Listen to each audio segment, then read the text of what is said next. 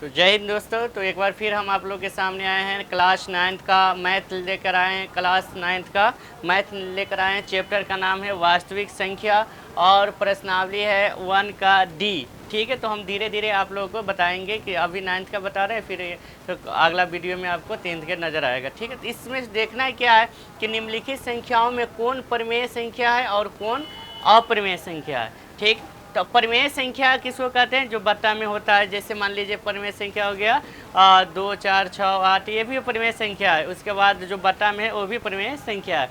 उसके बाद अपरिमेय होता है, जो रूट में होता है उसको हम क्या कहते हैं? अपरिमेय कहते हैं। लेकिन यहाँ पर देखने वाला बात क्या है कि परिमेय किसको कहते हैं?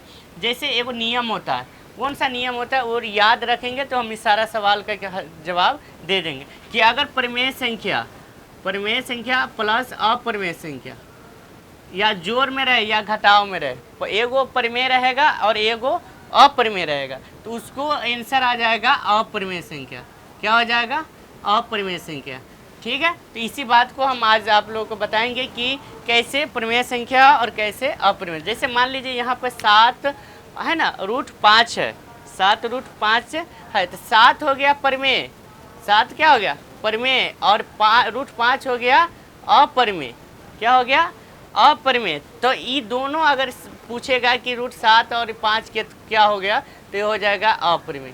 ठीक है, तो कभी कभी कभी होता है कि परिमेय संख्या रहेगा, ठीक है, और उसमें गुना भी रहेगा या है ना भाग भी रहता है, और अपरिमेय संख्या, तो इसका आंसर आ जाएगा अपरिमेय संख्या। गुना में भी रहेगा एगो परिमेय और एगो अपरिमेय, तो हो जाएगा अपरिमेय। उसके बाद है 2 प्लस रूट 3, 2 प्लस रूट 3, तो ये हो गया परिमेय, अगर ये हो गया अपरिमेय। लेकिन जोड़ में है ना, तो ये दोनों हो जाएगा अपरिमेय। क्या हो जाएगा? अपरिमेय। इसी तरह रूट 2 और एक प्लस 21, ये दोनों, ये भी हो जाएगा अपरिमेय। ठीक, यहाँ पे आ जाएगा चौथा सवाल है कि पाई माइनस टू, ये भी हो जाएगा अपरिमेय, क्योंकि पाई अपरिमेय है।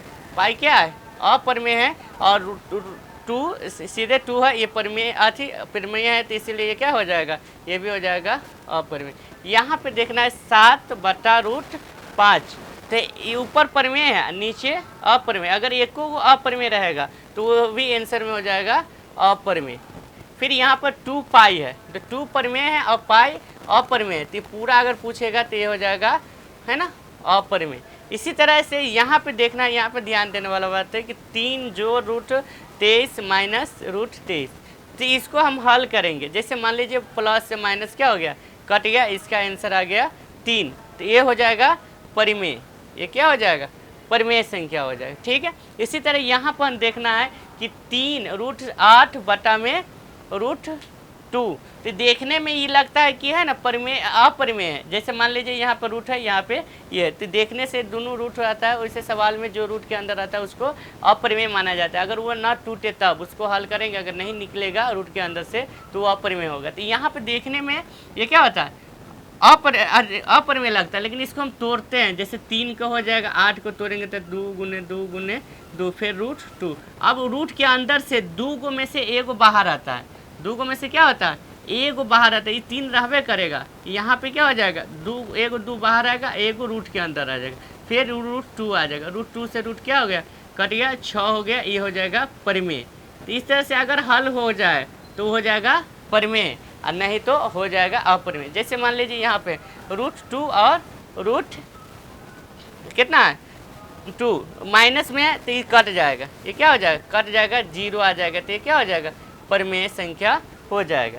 जैसे रूट 3 पूछेगा तो कौन संख्या हो जाएगा? तो परिमेय हो जाएगा। रूट 2 पूछेगा, सॉरी अपरिमेय हो जाएगा, ये भी अपरिमेय हो जाएगा। रूट 5 अपरिमेय हो जाएगा। लेकिन अगर कोई रूट 7 भी अपरिमेय हो जाएगा। लेकिन अगर मान लीजिए रूट 4 पूछ दिया, ठीक है, रूट क्या पूछ दिया? रूट 4 पूछ दिया, तो ये कौन संख्या है? रूट 4 को तोड़ेंगे तो ये टूट जाएगा, 2 गुने 2, तो ये हो जाएगा, तो ये हो जाएगा परिमेय। रूट 9 पूछ दिया तो इसको लिख देंगे 3 गुने 3 बराबर हो जाएगा तो 3, तो ये हो जाएगा परिमेय संख्या। तो इस तरह से हम लोग क्या करेंगे, ध्यान से जब बनाएंगे मैथ को तो धीरे धीरे सीख लेंगे। ठीक है।